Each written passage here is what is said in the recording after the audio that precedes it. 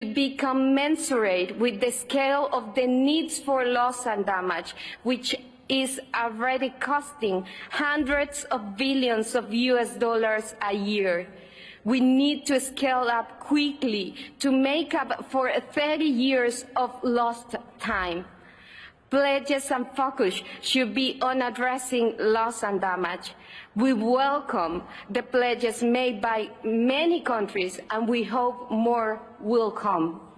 We are today, no doubt, at the turning point where losses and damage is, with justice paving its way to becoming the third pillar of climate action and support, together with mitigation and adaptation. Addressing loss and damage has a well-deserved place at the very heart of the global response to threat of climate change, both under the Convention and the Paris Agreement in the context of sustainable development and efforts to eradicate poverty. I thank you, Mr. President. Thank you, Colombia. Allow me just... I have a growing list of speakers, and the SPS need to start their sessions immediately after the close of the governing body's meeting. I therefore will allow to continue with the requests I have, but I kindly request that delegates to keep their statements brief, to a maximum of 2 minutes, please. Thank you. Now I would like to invite Switzerland. Switzerland, you have the floor.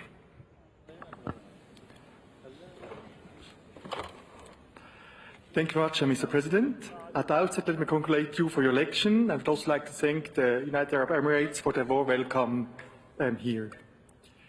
I'm delivering this statement on behalf of the Environmental Integrity Group, comprising Georgia, Liechtenstein, Mexico, Monaco, the Republic of Korea, and Switzerland. The EIG appreciates very much the hard work achieved by the Transitional Committee. We welcome the early adoption. This is a strong signal of our commitment, a first major milestone for this COP, and a landmark decision. While we are optimistic to see its adoption today, we note that some difficult issues are being postponed to the award of the fund, such as scope or under allocation. We look forward to the swift operationalization of the fund that ensures a human rights approach. We trust that the board will be able to take good decisions to ensure effective action for benefiting those people most in need at the front line of climate change, and the coherence and complementarity of the fund with existing funding arrangements to avert, minimize and address loss and damage.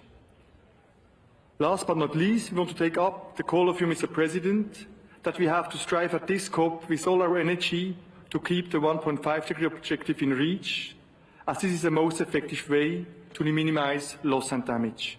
Thank you. Thank you, Switzerland. I'd like to now invite Egypt. Egypt, you have the floor. Thank you. Thank you very much, Mr. President. And once again, allow me to join others in congratulating you on your election. And we have every confidence in your ability and that of your team to lead our work to an outstanding conclusion this year, building on successes of previous COPs. Mr. President, just over a year ago, we were in a very different place when it came to loss and damage. We were all coming out of the Bonn session with a big fight over inclusion of the very issue of funding of loss and damage on the agenda. It was no small task to get the issue on the agenda of COP27, but even exceeding all of our expectations was actually having a decision on funding and funding arrangements and a fund for loss and damage. I take the floor at this moment, in fact, to acknowledge the incredible work done by a number of people that allowed us to be in this position right now. First and foremost, all of the delegations that huddled with us into late hours of the night in Sharm el-Sheikh and showed tremendous flexibility despite very divergent political positions on the issue, but they all came together at the end of the day, allowed it to go on the agenda, and then came together to allow the adoption of that historical landmark decision. And then the work was not done. We still had the TC, and we had two outstanding co-chairs who led the work, and everyone who was in attendance attested to their central pivotal role in leading the work. But I would be remiss if I did not mention the support provided by the Secretariat. They work behind the scenes, but they really are the backbone of the process, and great thanks on behalf of the outgoing Egyptian COP presidency to them for all the hard work they've done. But lastly, to conclude, let me say thanks to you, the UAE, for bringing this all together here in Dubai, for having this very brilliant idea of starting off and giving us all a good vibe and a good moment to start our work on other issues. Lastly, I think our success here goes way beyond just the very central, critical issue of funding loss and damage. It is a testament to the ability of the community, international community, working collectively to come on together and reach agreement and show that multilateralism is still alive and doing well. Thank you very much.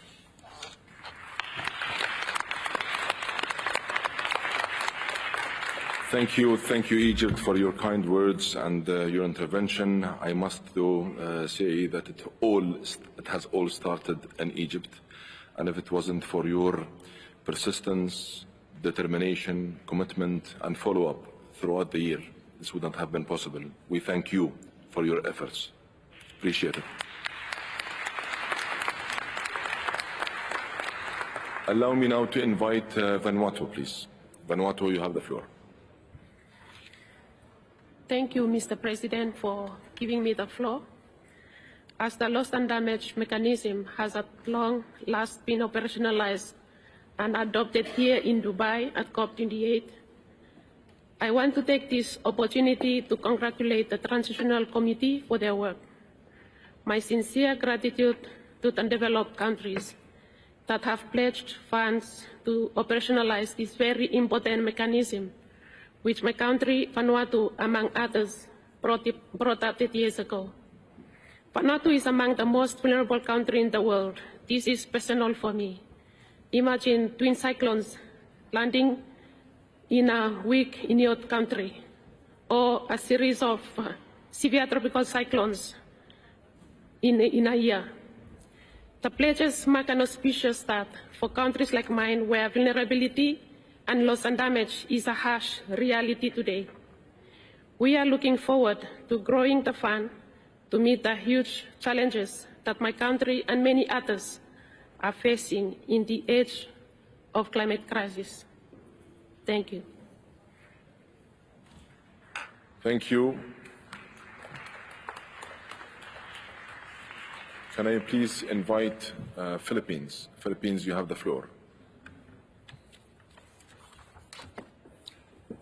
Shukran, Sid Reyes.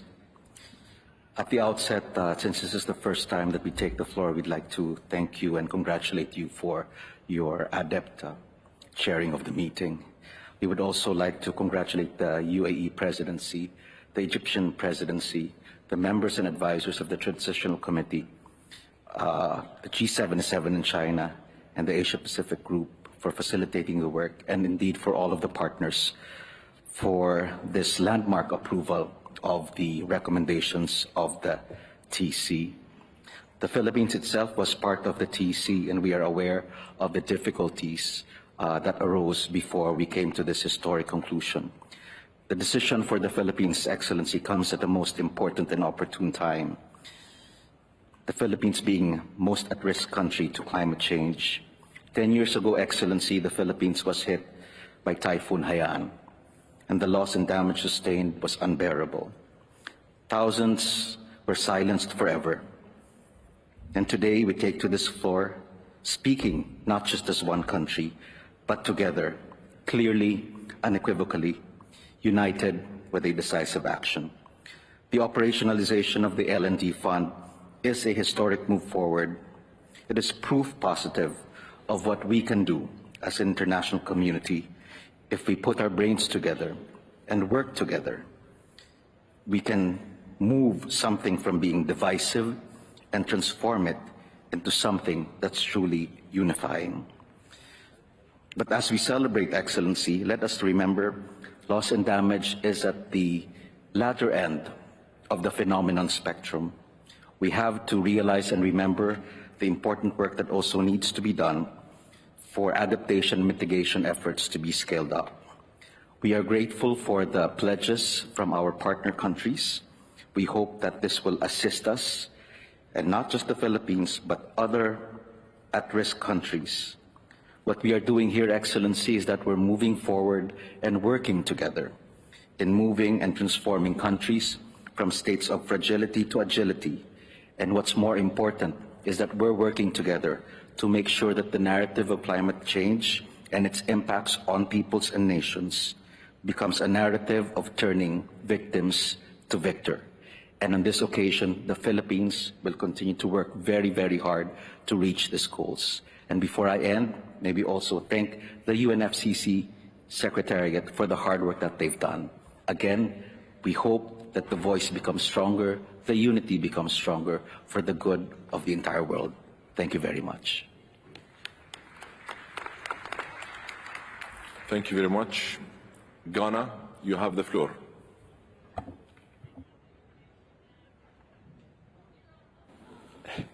Thank you, Mr. President. Mr. President, at the outset, we want to congratulate you for your leadership, for taking up this very important role in this critical moment. Ghana, as the chair of the Climate Vulnerable Forum, played a very critical role last year in Egypt, trying to campaign about the essence of, first of all, having an agenda adopted as the Egyptian presidency just articulated, and then also articulated through a young lady, 11-year-old girl, who delivered a sterling statement to the world leaders about the essence of having this fund established. And so today we are very happy to see this success being made and then being celebrated by all. We therefore encourage all parties, especially developing country parties, to actually continue the leadership that has been shown today, so that the objective of the fund to deliver success for vulnerable communities that around the world can actually achieve this objective. We want to take this opportunity to thank everybody and then also say that we are ready to work with your presidency. I thank you, Mr. Chair. Thank you very much, Ghana. I'd like to invite Peru.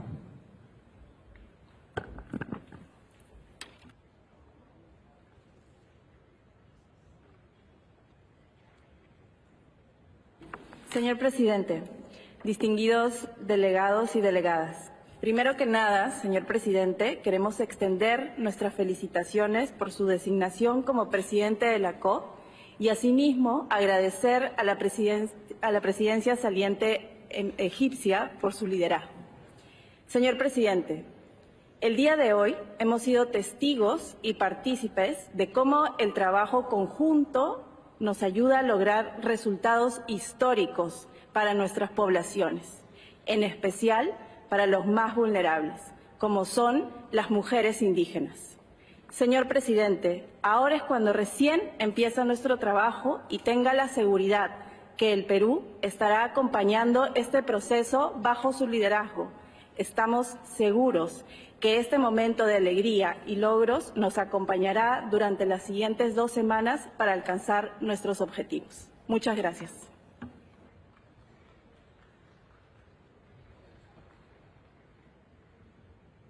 Thank you. I'd like to invite Senegal, please. Senegal, you have the floor. Okay. Merci, Monsieur le Président. D'abord, permettez-moi, au nom du groupe des pays les moins avancés, 46 pays, de vous féliciter pour votre élection et pour votre leadership que vous avez su montrer ce matin, cet après-midi. Nous vous félicitons pour cette générosité et cette solidarité globale que vous avez fait preuve en cet historique moment d'adoption du Fonds sur les pertes et dommages. Nous vous félicitons pour cette humanité que vous avez mis en face de nous, montrant que nous sommes tous conscients que nous devons changer la façon de faire dans le futur, la façon de prendre en charge les besoins des communautés vulnérables face au changement climatique, particulièrement pour les pays les moins avancés et les États insulaires. Nous tenons à remercier, au nom du groupe, le comité de transition, le secrétariat et votre équipe pour le travail ardu mené pendant ce processus, pour répondre à cette demande de justice que les communautés attendent de nous. Nous voudrons dire que ce fonds ne devra pas simplement reproduire les modèles de financement habituels, mais plutôt garantir de nouveaux financements accessibles, additionnels, adéquats et substantiels, sous forme de subventions, pour nous permettre de redresser, de reconstruire et de réhabiliter nos pays suite à des événements extrêmes climatiques et des événements à évolution lente. Nous espérons que les engagements importants pris aujourd'hui sous votre leadership vont continuer demain et pendant toute cette période de la COP à Dubaï, pour avoir une capitalisation adéquate du fonds pertes et dommages, pour que cette année, nous voyions ce fonds répondre effectivement aux besoins des communautés impactées. Merci.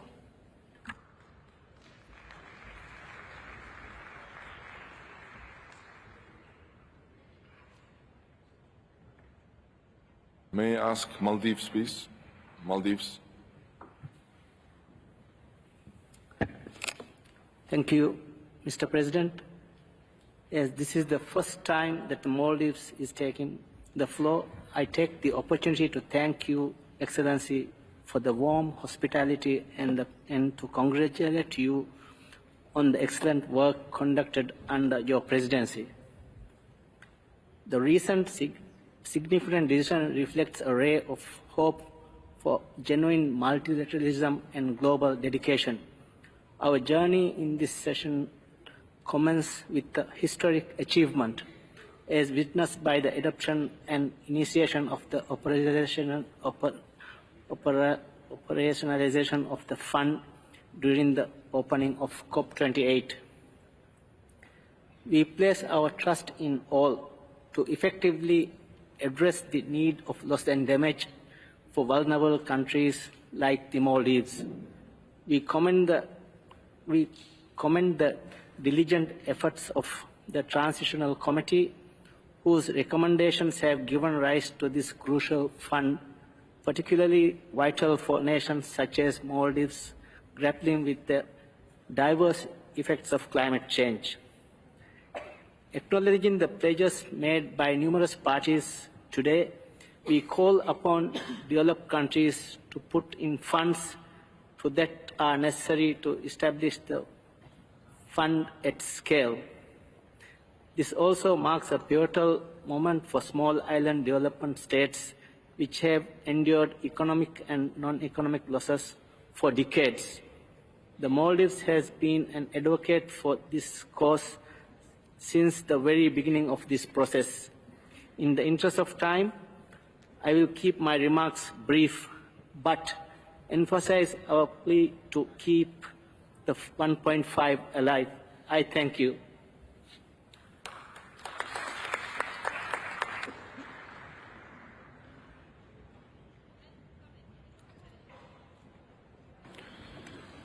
Thank you. Can I ask the EU, please? EU, you have the floor. Thank you, President. To add to the momentum in the room today, I am pleased to confirm a pledge of an aggregate number from the EU and its member states, including Germany, of at least 225 million euros to the fund.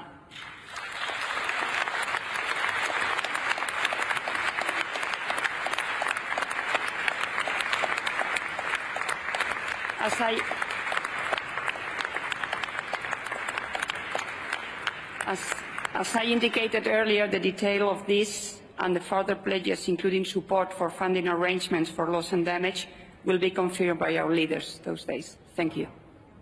Way to go, EU. Thank you very much. Thank you.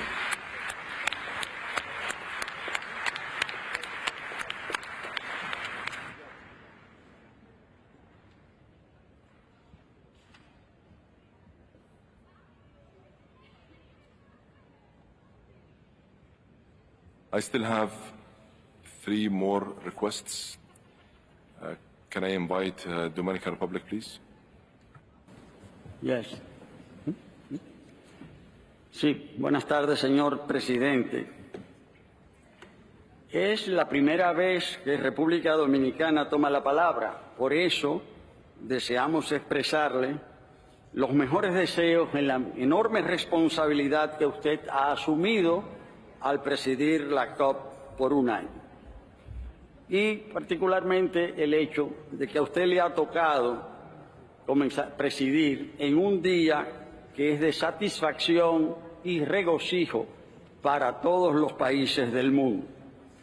Al mismo tiempo, deseo agradecer las atenciones que nosotros, todos los que estamos aquí, hemos recibido del gobierno de los Emiratos Árabes Unidos. Señor presidente, el poeta nacional de la República Dominicana, Pedro Mir, dijo en uno de sus poemas más conocidos que la República Dominicana estaba colocada en el mismo trayecto del Sol. Pero, además de estar en el trayecto del Sol, estamos también colocados en la ruta de los huracanes tropicales. Y eso nos hace uno de los países también más vulnerables ante los devastadores efectos del cambio climático. Por eso, la adopción de las conclusiones del Comité de Transición del Mecanismo y Fondo de Daños y Pérdidas es un evento histórico y trascendental.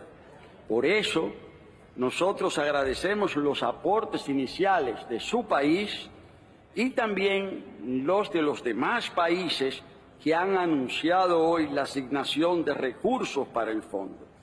Igualmente, invitamos a los demás, a otros, para que sigan ese ejemplo y que ese fondo de daños y pérdidas se constituya en un instrumento efectivo para que los países no tengamos que escoger, como dijo usted en su discurso inicial, que no tener que escoger entre utilizar fondos para la reconstrucción, es decir, para la adaptación y dejando de lado el crecimiento económico. Muchas gracias.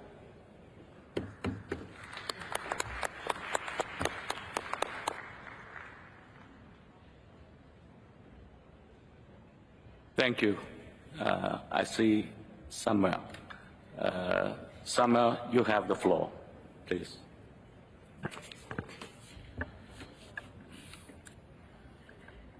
Thank you very much, Mr. President.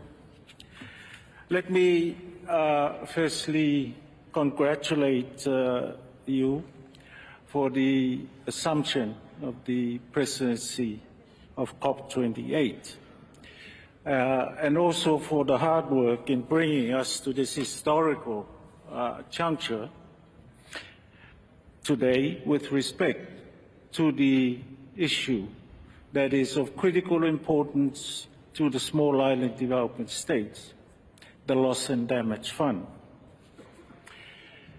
As I'm sure you know, financing for loss and damage is a notion that the Alliance of Small Island States brought to this process 30 years ago. And we are extremely pleased that as a global community, we have finally reach this goal. This day is doubly auspicious due to the immediate commencement of the capitalization process. AOSIS also looks forward to the speedy finalization of the governing board members before we leave Dubai. May I thank the UAE through you, Mr. President, for making the first significant pledge, as well as our other partners. This is an encouraging beginning, but there is much work ahead of us. We have left the starting line. However, we look forward to working with you and all our colleagues for swift authorization of the fund. Congratulations once again to you, Mr. President, and your team. Thank you. Thank you, Samuel. I see Chile. Chile, you have the floor. Muchas gracias, señor presidente. Quisiéramos, como delegación, unirnos a las felicitaciones que ha recibido por su nombramiento, pero también por el importante éxito que hemos tenido al inicio de esta sesión. Chile está particularmente satisfecho con este inicio de la COP y particularmente también satisfecho por las contribuciones que hemos tenido el honor de hacer en este proceso. Chile como miembro del Comité de Transición y también en nuestro rol como cofacilitadores a través de nuestra ministra de Medio Ambiente durante la COP27 en apoyo a la presidencia de Egipto.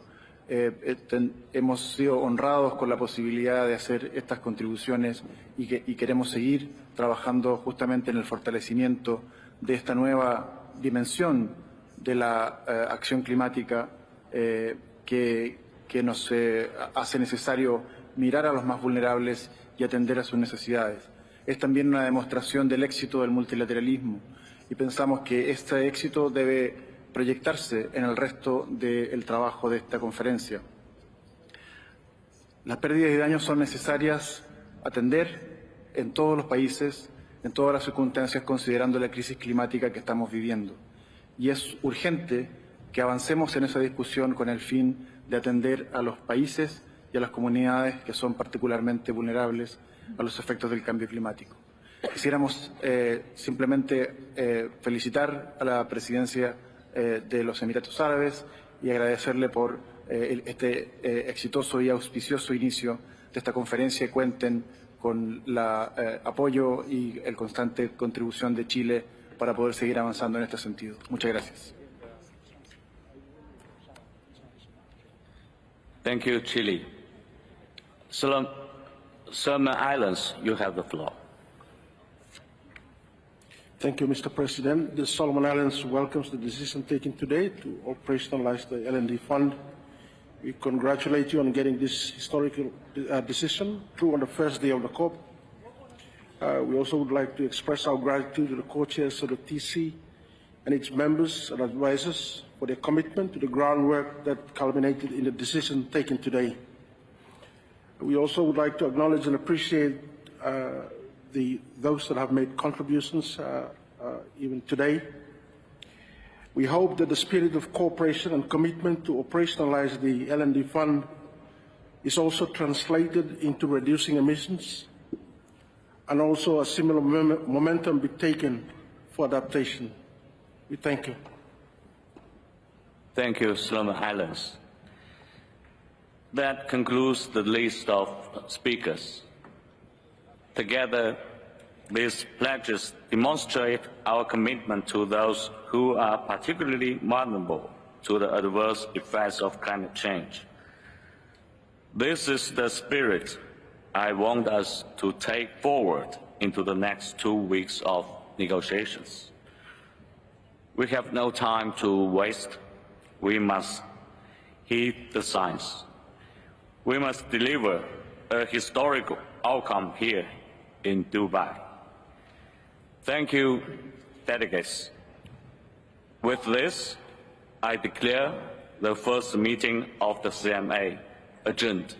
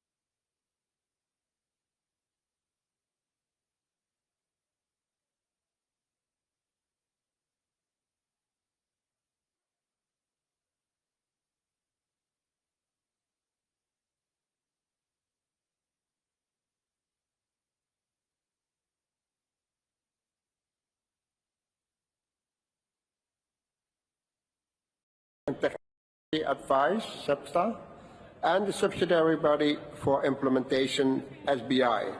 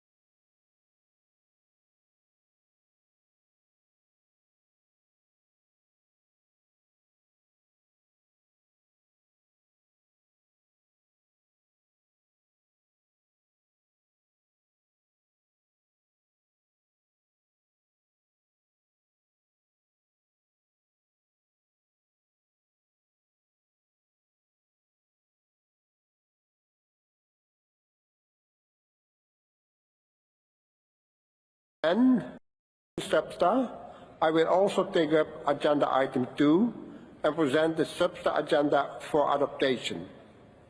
We then proceed with launching together or work on joint SB agenda items. Then the SBI will launch work on agenda items related only to SBI. This will be followed by the SEPTA launching the work that is exclusive to the SEPTA agenda. After we have concluded the launching of work, as earlier announced by the COP presidency, the 5 bodies will reconvene in a joint plenary to hear opening statements by groups of parties, individual parties, intergovernmental organizations, and non-governmental observer organizations. The order of the item be taken up during this plenary session meeting convened together is being shown on the screen. With this explanation, I would like to begin with item 1 of the SEPTA supplementary provisional agenda, opening of the session. I hereby open the 59th session of the subsidiary body of the Scientific and Technology Advice.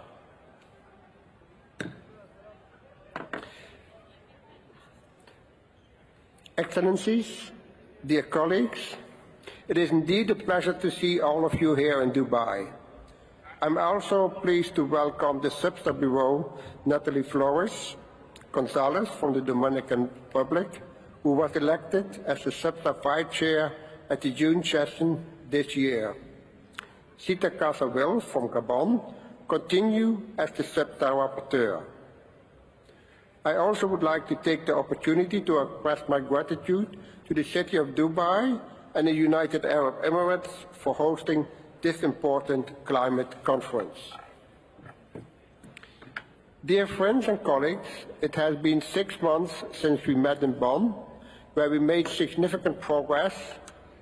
We are now called to build on this progress and further accelerate our efforts to address climate change, which is more urgent than ever, as the latest science has once again confirmed.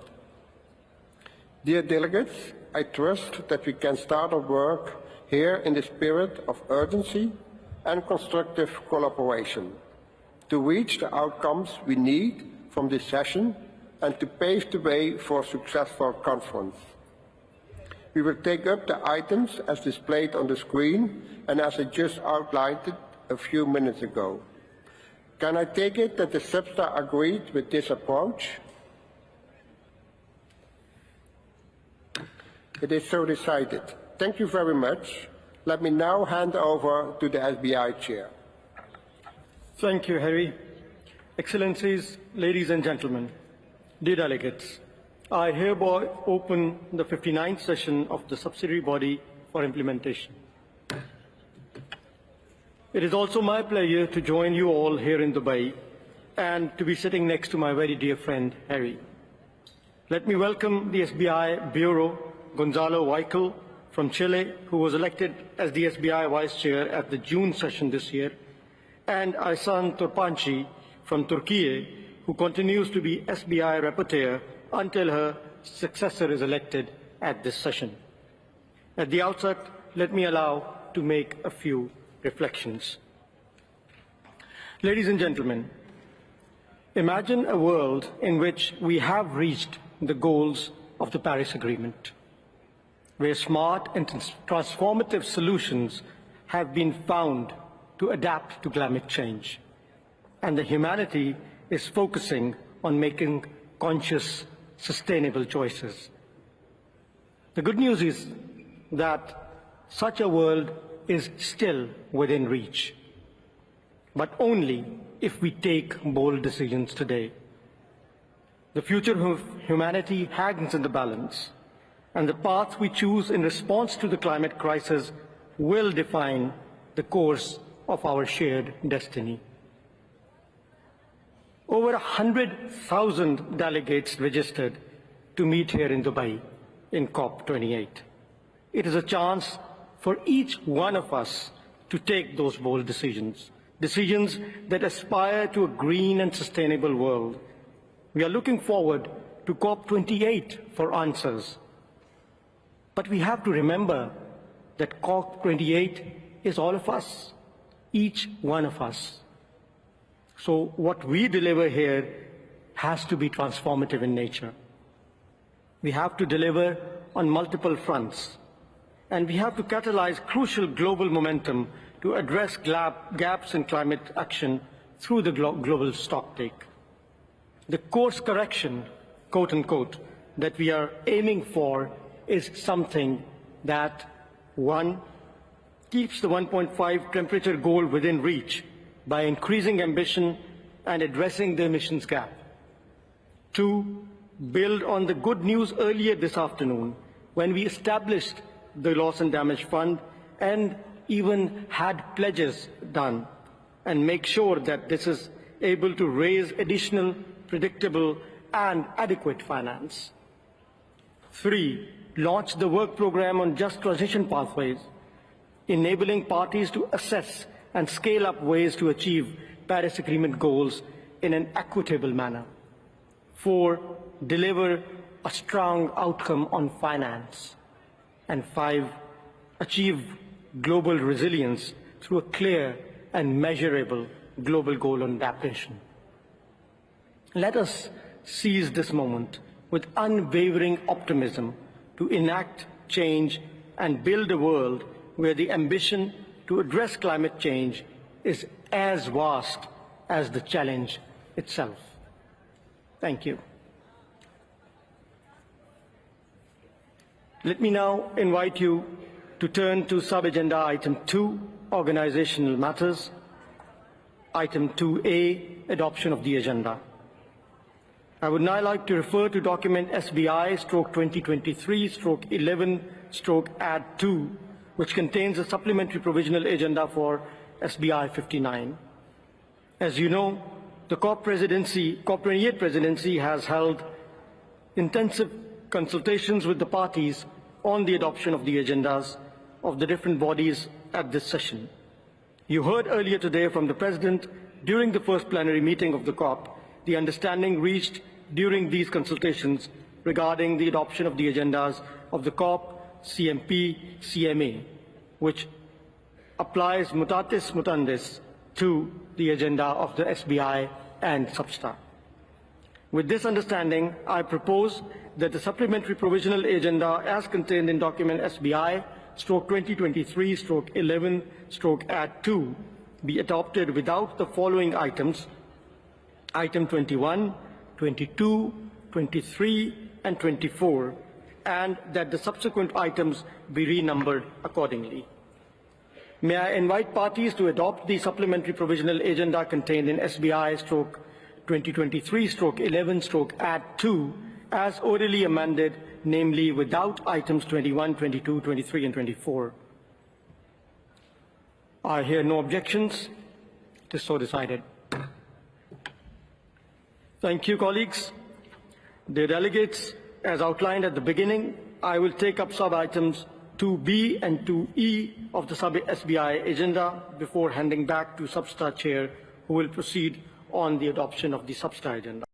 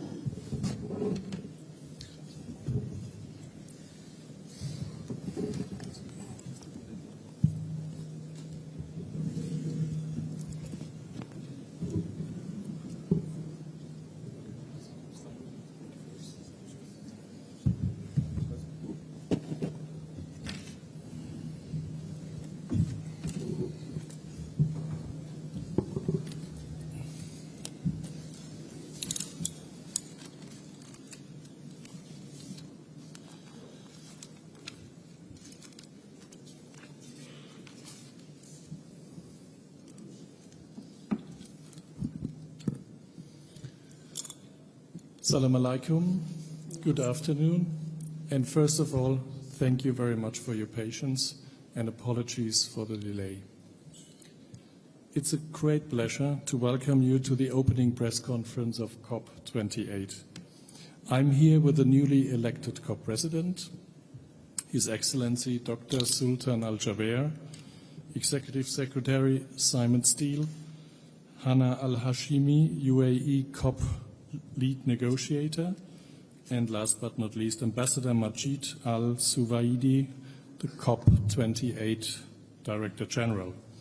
We will hear a few remarks and then we have time for a few questions. Over to you, Executive Secretary, you have the floor.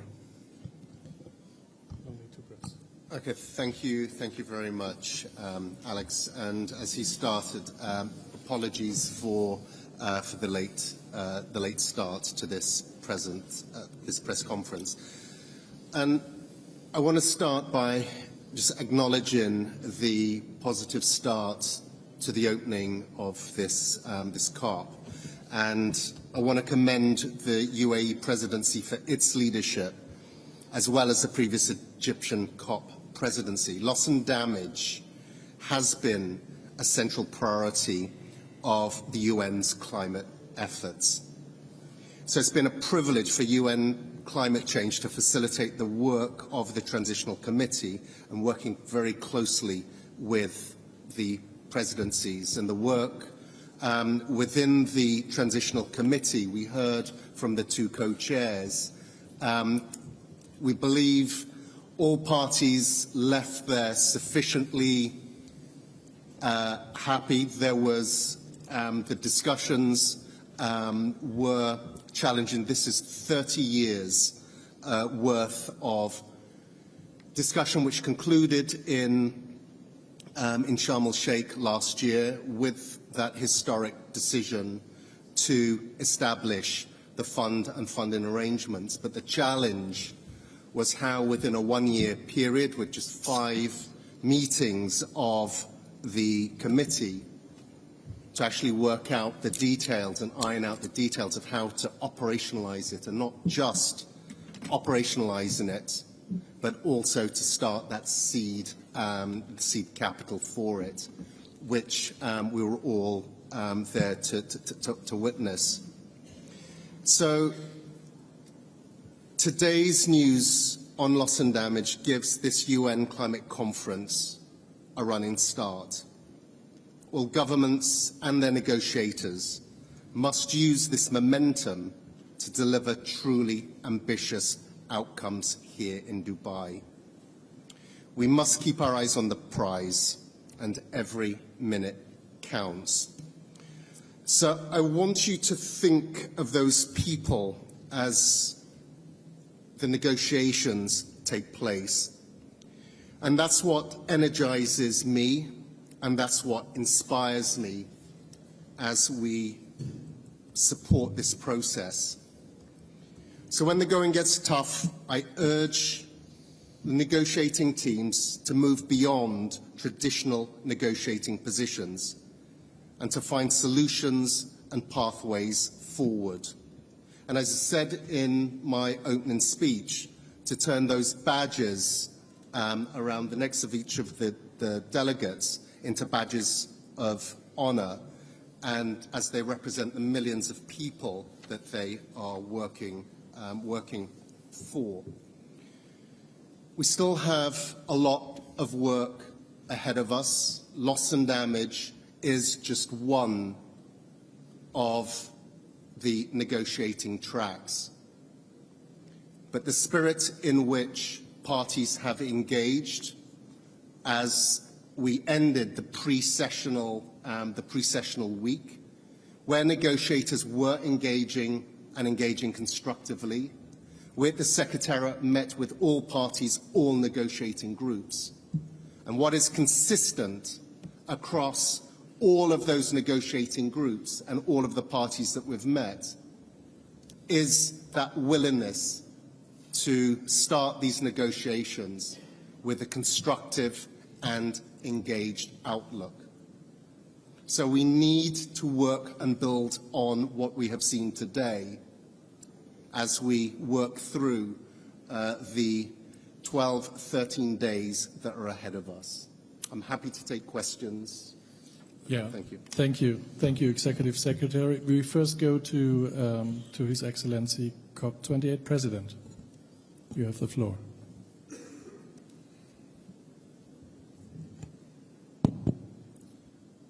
Good evening, everyone. Allow me first to start by saying how pleased I am to have this opportunity to welcome you to the United Arab Emirates, to Dubai, and to COP28.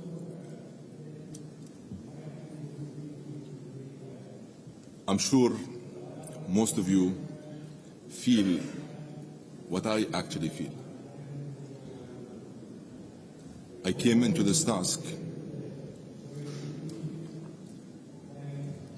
with a full understanding of what it takes to manage this process. I took this task with humility and with a deep sense of responsibility and a great sense of urgency. And that's why we have approached this task in a completely different and an unconventional way. The extraordinary effort that have been put into this task, I must say, it's paying off. Why so and how so? The fact that we have been able to achieve such significant milestone in the first day of this COP is unprecedented. This is historic. The fact that we were able to get the agenda voted and agreed on without any delay for those who have been involved in previous COPs, this is just unprecedented. The fact that we've been able to deliver what was promised in Sharm el-Sheikh, the fact that we've been able to activate, operationalize, and pass the threshold that have been associated with the establishment with this fund is historic and is a unique, unprecedented achievement. So how do I feel? I feel excited, determined,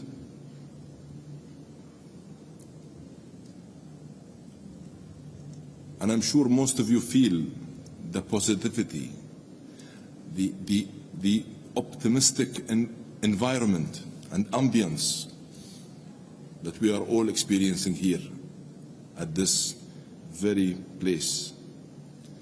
I have been to 12 COPs before. Each one had its own unique proposition.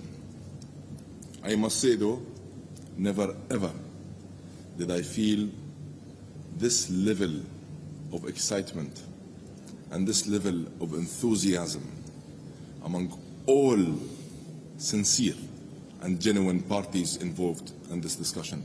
Those who have come here to help advance this agenda in a way that is meaningful, that is true, and that is real, and to help address it by providing real solutions for the real world. I must say, this is not a small achievement. In fact, it is a historic achievement, and it is a very good start for this very important and consequential COP. Now, the real work only begins. And like I said in my opening remarks, I am determined to demonstrate that this COP is a different COP, and this presidency is a different presidency. We are laser focused on keeping 1.5 within reach, and we are laser focused on delivering the maximum, highest ambition in response to the global stocktake. And you know that this is not going to be a small task. And we all know that the next 2 weeks are not going to be easy 2 weeks. Yet, because of the commitment and the dedication and the hard work of the Secretariat and the COP28 team, and how this is being met and matched by many interested parties, I am more confident than ever that we will deliver an unprecedented result. That means real solutions and real outcomes to help address this global challenge. We need to start thinking differently about this COP process. We can no longer only judge on ink being put on paper. We should always question how executable and how implementable and how actionable these decisions and these declarations and these agreements are. And that is what we are focused on.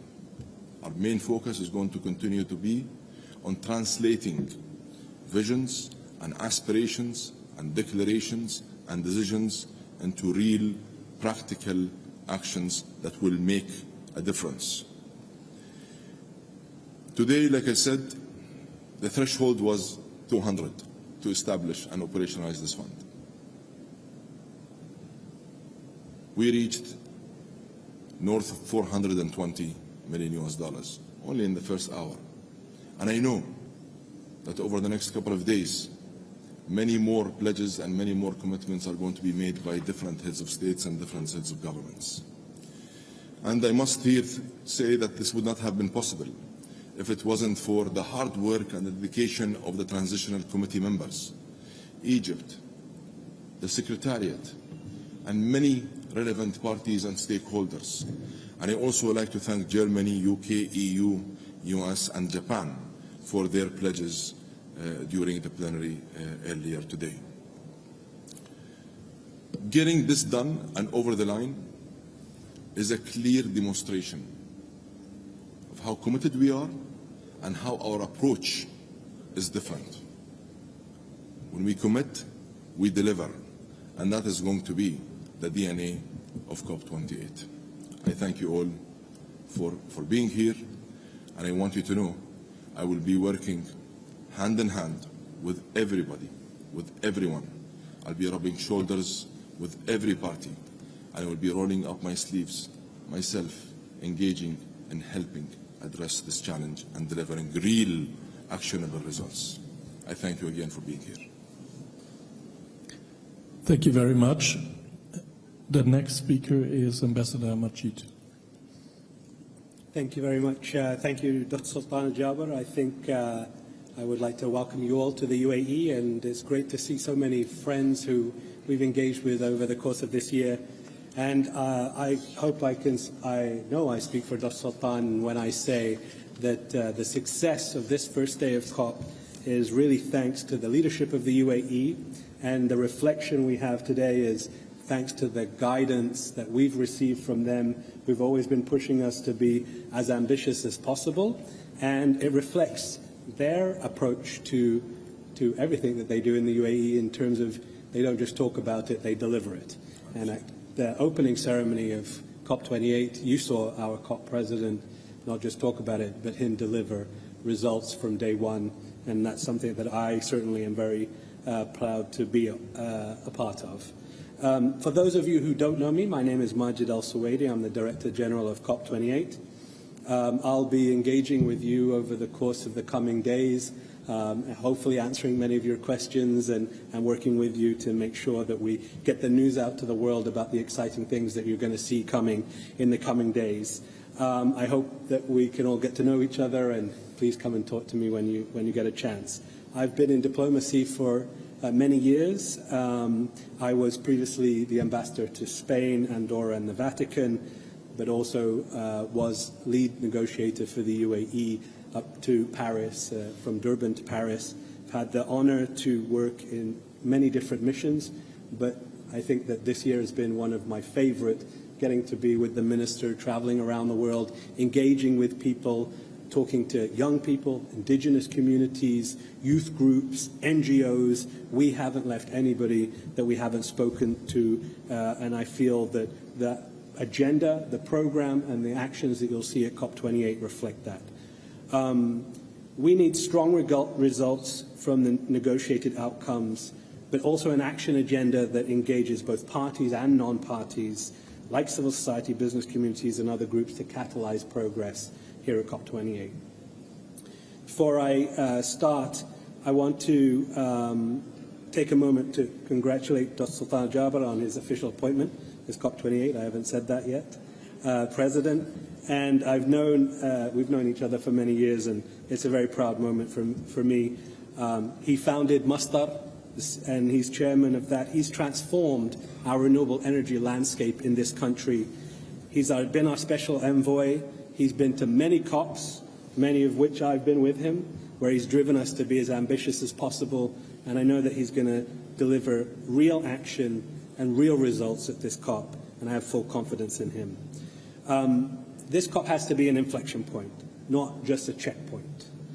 This is a responsibility that we as a COP presidency take very seriously. We want ambitious actions that course correct, and the hard work is ongoing, has been going on for many, many months, and we know the real test starts today. Tomorrow, the World Climate Action Summit will open, where leaders will deliver decisive direction for decision on the global stocktake so that we can raise our ambition, close the gaps to 2030, and unite and act and deliver. Over the 2 days, we will have critical sessions on transforming climate finance, on adaptation, on mitigation, and so much more, and I hope that you'll be there for those. During these sessions, we're confident that we will also see a host of exciting announcements being made, and I look forward to being able to reflect on them with you in greater detail in the coming days. Our COP will be fully inclusive. This means that we will engage parties, but also other groups traditionally left out of the room, including youth, indigenous people, and others, and we'll be advancing progress across a host of important issues as we go forward. On the intersection of climate change and conflict, as well as understanding how technology can catalyze progress to decarbonize our world. We'll be hosting the first local climate action summit in partnership with Bloomberg, and in recognition of the critical role of local leaders play in reducing emissions, addressing climate risk, and supercharging national efforts to move further and faster on climate progress. And the Business and Philanthropy Climate Forum, which will seek to unlock private capital and catalyze the innovation required to meet our climate ambitions. After the World Climate Action Summit, we will begin our 2-week thematic program. As you've already heard, we conducted the most extensive listening tour of any presidency to help create this year's action agenda. We engaged all stakeholders and listened to all perspectives in that process. We're doing things differently here in Dubai. We want everyone at the table because everyone is needed to deliver the game-changing results and the good news that the world needs. Each day of our thematic agenda is underpinned by 4 cross-cutting themes to support delivery, which are technology and innovation, inclusion, frontline communities, and of course, finance.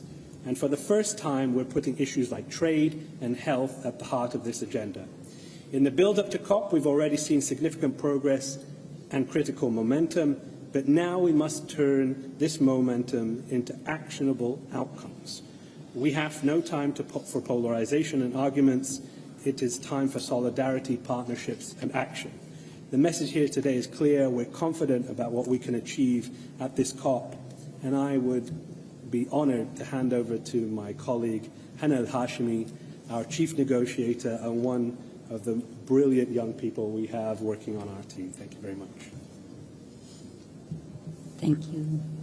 Thank you, Ambassador, for the very kind introduction, and congratulations, Mabruk Doctor, on your nomination as President of the COP.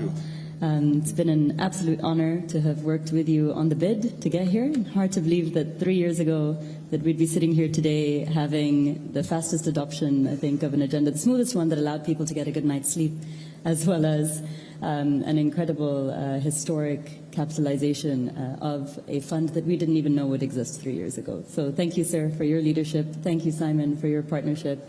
And to all present today and watching online, thank you for your commitment, for hoping towards what can be achieved, and your commitment to supporting us in working towards that. Allow me to also issue you a warm welcome to the United Arab Emirates and to Dubai. We are thrilled to have you all here, to have your passion, to have your excitement together with us to deliver what we hope will be a truly monumental COP. Let me perhaps say a little bit about my role as lead negotiator. One of the most fulfilling parts of that is to lead a team of young Emiratis, two-thirds of which are women, two-thirds of which are youth, who are with diverse backgrounds coming from engineering, legal, civil servant backgrounds, but all committed to multilateralism, to facilitating a strong outcome, to working with parties in defining success, working towards that, and working towards delivery to meet the gap that we have to by 2030. They're also emerging leaders in the global fight against climate change, and I'm very proud of having built that capacity with all colleagues and under the leadership, of course, of their excellencies and His Excellency Adnan as well, who you all know well too, and excited to see where they go from here in working with the world in delivering all of this. Of course, we'll be working with parties and this week supporting the SB chairs in making progress across the technical negotiations. I would like to highlight one that's very close to my heart, having co-chaired an early contact group on this, and this is the global stocktake. I truly believe that this is an opportunity for a new era of climate action. And I think His Excellency Dr. Sultan expects no less. But as he said, we also have heard from parties a clear political will to make the most of this opportunity, to build on it so that we can slash emissions, we can build resilience, and we can ensure support for developing countries in this transition. His Excellency Majid has elaborated how we're going to use the next 2 weeks on that very well. But perhaps I'll speak a little bit about what we have to do on the technical side. With more than 160 items on the agenda, it was very critical for us to get this agenda adopted fast. And so there were over 40 consultations in the last month with all regional groups and parties to be able to get here. And we're very grateful for the flexibility shown by all parties, working closely with His Excellency Adnan, our head of delegation, in order to get to a point where we have a timely adoption.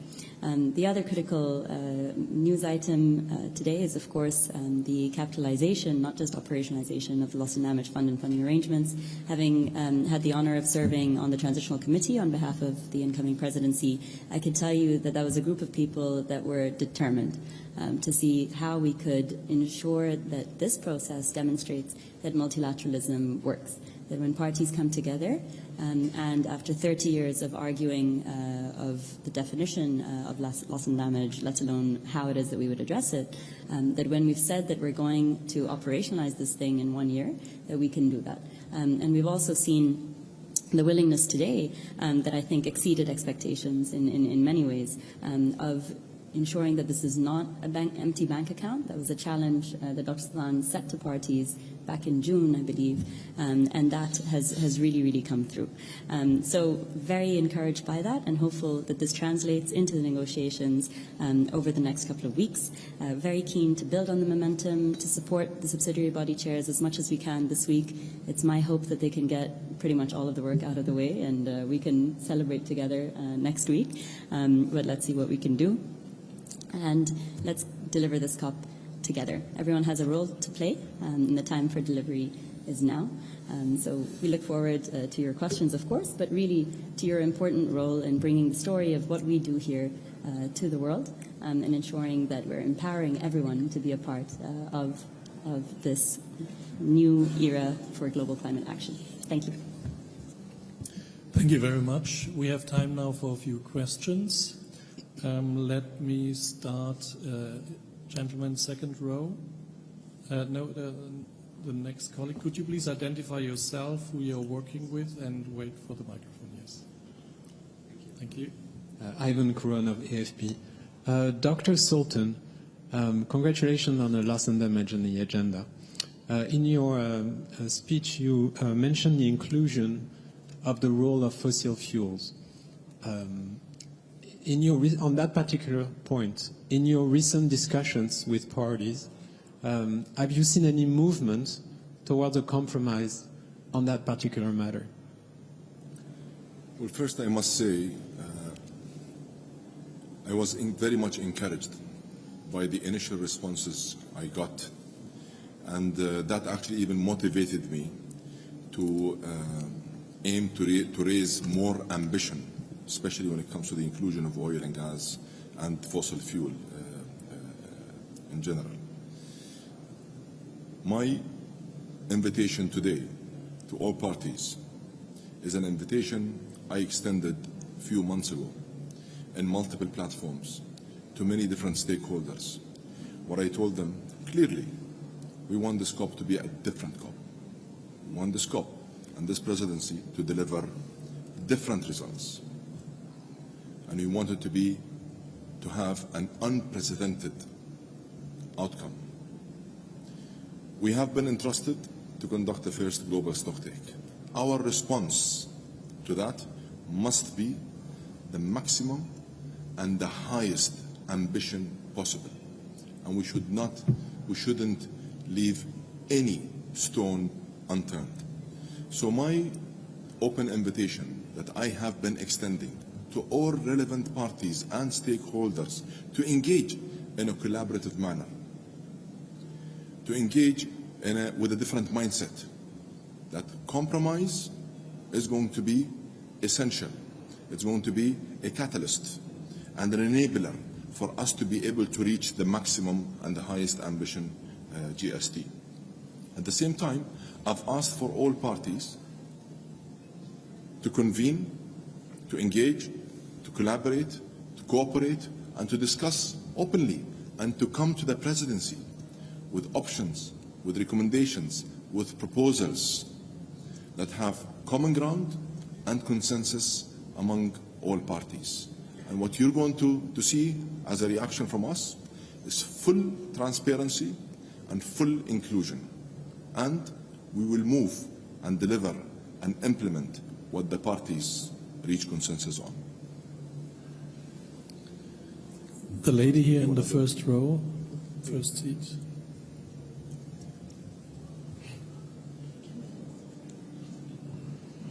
My name is Sophie Mkwena from the South African Broadcasting Corporation. I just want to find out from the UN and the president of COP, in terms of the global stocktake, what are the sticky issues in terms of the report that you have for those who are compiling information, and how are you going to ensure that you are able to navigate perhaps the challenges that might arise? Thank you for that question. I mean, the first thing is that this is a party-driven process. So it is for parties, countries to determine the direction that this takes. The UNFCCC Secretariat produced a synthesis report a few weeks ago, which was the culmination of 180 submissions from parties, over 40 submissions from non-state actors, and all of the elements that set out basically provide, one, a representative of where we are, and we know already that there is a massive ambition and implementation gap. We're nowhere near where we need to be, but it also highlighted areas of progress, areas of best practice, but also outlined all of the elements, the tools that parties can draw upon here in Dubai, that depending on the levels of ambition that they show, those that want to see, when we talk about a strong outcome of the GST, it has to inform the next round of NDCs. and all of the elements that's contained in a nationally determined contribution. So there are discussions amongst parties and differing views as to how prescriptive or how non-prescriptive the GST should be. So that's one area that will be up for debate over these coming days. The other is how forward-looking the GST should be, and the other view is how backward-looking it should be. And this speaks to all of the elements that are covered under the GST, whether that's finance, whether it's adaptation, mitigation, loss and damage. What we have found, certainly from the synthesis report, is that there is an imbalance between mitigation contributions and views as to how the mitigation agenda progresses versus adaptation. But within the scope of negotiations between now and the 12th, you have the different, if you like, work streams. So the global goal and adaptation, there is an opportunity for parties to still put forward positions in terms of what the final product of the global goal on adaptation will be, and then how that feeds up into the GST, and the same for the mitigation work programme. So the GST will be the overarching deliverable for this COP, which will contain every single element that would traditionally be under negotiation. The question is whether parties take a top-down approach, looking at where this global stocktake, which is supposed to be that course-correcting provision within the Paris Agreement, or whether it'll be a bottom-up approach from a baseline of all of those negotiating tracks. Ambassador? Yeah, thank you. When we started at the beginning of this year, there was like a huge gulf between what people thought the global stocktake should be about. From some people who just wanted one line to those who wanted like a full book, a binder of what the global stocktake should say. And over the course of this year, we have really managed to bring the parties together. I think that Simon has described very well the scope of what the global stocktake is about. We have a clearer picture of what we're trying to achieve. But we, as a COP president, have been saying from the very beginning that we're focused on that 1.5 and how we keep that within reach, and how we need to use this moment to course correct, because we know fundamentally that we're not on track to achieving it. So how is this global stocktake not just going to deliver some nice words on paper, as Dr. Sultan just said, but real world impact that gets us back on track, that achieves our 1.5 degree goals? And remember, it focuses the mind. Our COP is about the next 7 years. It's about what we can do today to get us to those Paris goals of 2030. Because we can't claim that great success that we claim today from Paris if we can't show how that agreement can deliver. And if we can't achieve our 2030 goals, how are we going to achieve our 2050 goals? So it's a really critical moment in this process that we deliver the trust, we deliver the ambition, and we deliver the path that gets us there. And we can only do that by bringing everybody together and delivering a really ambitious outcome. The lady in the green dress here, first row. Thank you so much. It's Fifi Peters from CNBC Africa. Dr. Steele, to you, you did describe the conversations around loss and damage as challenging. And I'd just like to know how the various contributions were determined by some of the donor countries already. It is quite noticeable that the US has committed the smallest amount, and the fact that the likes of China and India, for instance, aren't amongst the list that we have received so far. So if you could just advise how we should interpret that.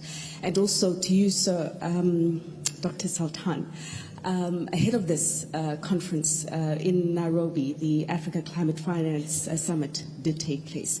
And for the first time, we did see African countries coming together, 54 nations of the African Union, in one collaborative stance, it would seem, to get greater climate justice for the continent, a continent that is the most impacted, yet responsible for the least emissions. Just your thoughts on that summit and the Nairobi Declaration that was also adopted. Thank you. Well, thank you. Thank you for that. I think what is significant for me, and it should be for all of us in this room, is the unprecedented nature of the response from some donor countries, not just the adoption of the recommendations coming out of the committee, which bring the fund and the funding arrangement to life, but the fact that within moments of gavelling, parties, donors willing to put close to $500 million into that fund. Pledging will continue over the course of the next 2 days with the Leaders' Summit. I believe some countries would prefer to make those statements on the grander stage of the Leaders' Summit. But the formal process of how the fund will be capitalised in a sustainable way moving forward, these are decisions that will be made by the board, that can now be established now that this decision has been adopted. So there's a long road ahead. What is also clear is the scale of loss and damages globally, and to service this fund, a single extreme weather event can destroy. I take my own country of Grenada. Back in 1994, a hurricane wiped out 200%, equivalent of 200% of our GDP in a matter of hours. So when you start aggregating this up and you start looking at all of the different climate-related losses, the scale that will be required and the mechanisms, which is why it's funding arrangements, is complex and is going to require deep engagement by all donors. So I'm certainly encouraged and welcome all contributions raised. That was an absolute surprise, pleasant surprise. But if that approach were to continue, I think it bodes well in terms of the next steps for that full operationalization process. Allow me to answer your question by first saying thank you for asking me this question at this very important time, because I actually don't think that the Africa Climate Summit got or received its fair chance in terms of international media coverage. I did find that platform to be one very important, unique, well-equipped platform to help ascend Africa into a greener future. Why do I say that? I've engaged as part of my fact-finding mission with intensity this year on the Global South, developing countries and emerging markets. And I must say, my engagements with Africa, and in particular throughout the Africa Climate Summit, were in a big way very beneficial in helping us better shape our strategy and our set of objectives for COP28. So in a way, it was a platform that have helped catalyze the COP28 ability to better refine its plans and objectives to cater for what is really needed today, and that is an action-oriented agenda to help address the global challenge and keep 1.5 within reach. We also went to Africa well prepared and equipped with political will and support from our own leadership, and hands-on experience. Our ability to be able to couple the political will and the hands-on experience we have enabled us to go with a very special proposition to Africa, and that is the Africa Fund that we have announced and already launched and started actually deploying in Africa of $4.5 billion with 5 entities representing the UAE. The mandate of that fund is simply to replicate what Masdar have been doing over the past 17 years. Masdar would go identify a specific renewable energy opportunity. We would work with the host country on the regulatory framework or the policy that is required that will help ensure the security of that project for the investors. And we also helped, through this experience of Masdar, replicate it but scale it up. And that's why we provided a $3 billion of equity and 1.5 of catalytic funding. That is more of a concessional development funding that will help catalyze these investments. 1, 2, attract private capital, help risk mitigate, and ensure that the private capital is safe and secure by providing them the necessary assurances through this fund. This fund, because it already started deploying, I can comfortably tell you, we started with 4.5. In 3 years, this is not going to be less than $25 billion. Why? There is a huge set of opportunities across Africa. What is required is a creative mind that will help blend finance between equity and development to ensure that we provide the necessary scale in terms of financing and to deploy large-scale technology to help meet the growing energy needs in Africa, while also helping develop a new economic development program in these countries, creating jobs, attracting industries, capacity building, transferring knowledge and technology, ensuring that we start manufacturing some of these products that are necessarily needed to ensure the resilience of supply in these different markets. So it's the whole value chain of business that we cater for through this fund. And I must say, what President Ruto have been able to do over the past few years, and in particular when it comes to climate action, is unprecedented, and we very much appreciate his effort.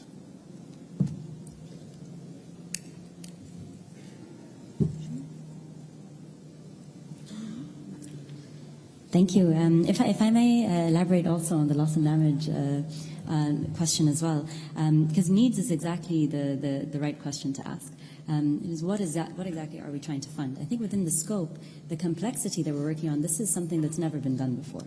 This is fundamentally new, and it fundamentally needed an agile approach, something that can grow over time, something that can receive funds from a broad variety of sources, and something that fundamentally works towards recovering development losses while supporting countries in also anticipating losses to come, right? So it's both the rapid and the slow onset.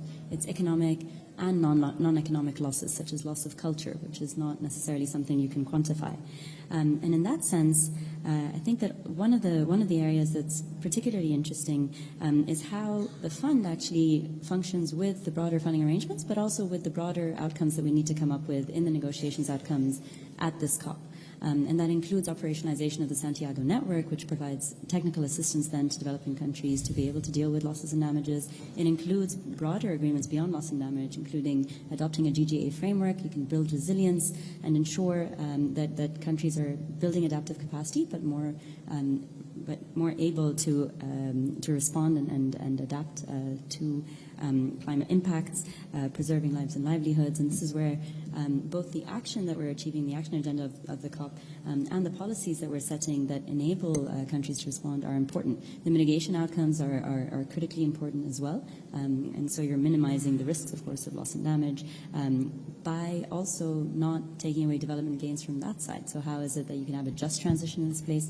This COP will have the adoption of a just transition work program. So we look at for the first time how it is that we can ensure that we're keeping sustainable development also at the heart of our climate action, and poverty eradication at the heart of that as well. There are a number of other agenda items that I think will all support this, but that also speaks to the question on areas to the need further deliberation under the global stocktake, for lack of a better term. I would encourage everyone to really watch the high-level events that we will have on the global stocktake tomorrow and the day after. Here we'll have a number of heads of state and government who come forward to share their vision of where they think we need to be by 2030 and how it is we're going to get there. I'd really encourage you to pay close attention so that we can capture key messages from that and build from there. Thank you. Thank you very much. We have to finish here. There are other commitments waiting. So thank you very much again. And thanks once again for your patience. There will be daily updates from the presidency. So there are 2 slots every day, 9:30, 1:30. Please take a look at the screens and you will see what time is working. Let me just give you a few numbers, because we all know it's a record participation. Let me just give you the big numbers, and you can come to me then and I give you the details. So we have 52,081 delegates from parties, 19,132 observers, 3,976 media. Then there's a category host country, global climate action, and virtual participation. In total is about 9,000. That adds up to 84,000 plus security, technical staff, volunteers. The total number at the moment, 104,652 from this afternoon, 4 p.m. Thank you and see you soon.